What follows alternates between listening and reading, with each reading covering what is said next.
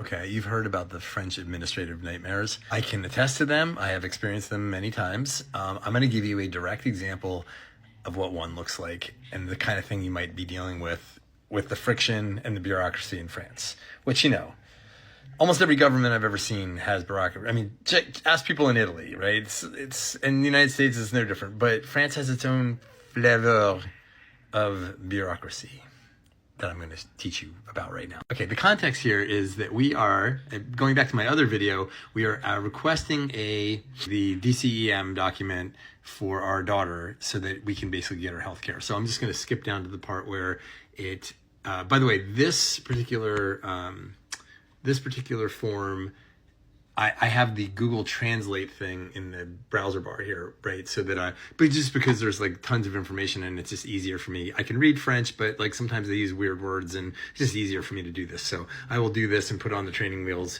when it's like something very important. And there's a lot of weird language that I haven't heard before.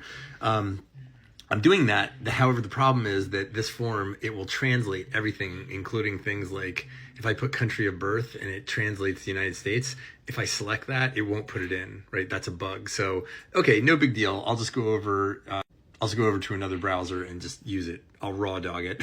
I'll just use it in French. That's fine. So I got through that and I'm just doing it in French now. So then it gets to a page where it's like, okay, you need to basically send in these documents to establish that you're here in France and that she's here in France and that you guys are married and you have parental ability and all that stuff. So the first thing then what we hit at that point is it says, so you're going to see something here. It's going to say you need to translate every single document because all our documents that are proving all these things are in English, of course, because they're from the United States. So then you have to basically go to a list of agreed upon valid translators to be able to translate every single document, like birth certificates, marriage certificates, all that. So that has to be done, and you have to add that. Also, in order to, we have to send a recent photo of her, but you can't just send a photo. You actually have to go and go to a digital photo and digital signature place, which again is only particular places, which you then click and look up. You have to go there and then get what's called an e-photo number, which will be associated. It's an electronic photo that will be put online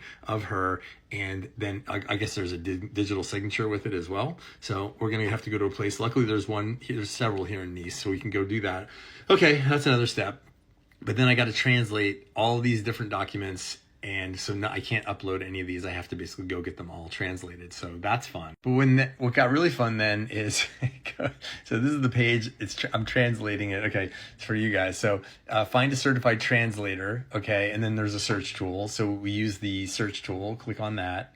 And then it's going to say, okay, so then this page, ironically, okay, so this is about finding translators that are certified that you can use for this, because you can't just use anybody. They have to be very particular ones. It's like a notary, right? It has to be very particular. They have to be registered or whatever with look at the areas. So Nice is one of the largest cities in France, and they're not in this list. Okay, there's like several major cities. Marseille, also not in here. So I have to use a place that's like that's in Tahiti. Yeah, you got Paris and then just other cities, Rouen, too. Like it's kind of a limited list. And like strangely, our city, no city near us is on this list. Like I think the closest one I've seen so far is Aix-en-Provence. So then I went to that page. Okay, so then down that rabbit hole, I think this is the next screen here. I'll open this page, go there. And what was ironic about this is that when I go to that page, they don't have it in English, so it's not translated. The page that tells you how to find translators is not translated, so you can only read it in French, which again is okay for me, but God help anybody that doesn't have really, really good French, because the page is not translated. So that's fun. It's actually this page is the one I was thinking of. So you go up to the right here, it says, oh, English, okay? And then I click that, and then it's just gonna take me to like a main page when it finally gets there. When it loads, it's gonna say, what? This page is not translated. Because why would you translate the page that talks about translators? Because why would the people that are looking for a translator need translation? Bienvenue en France.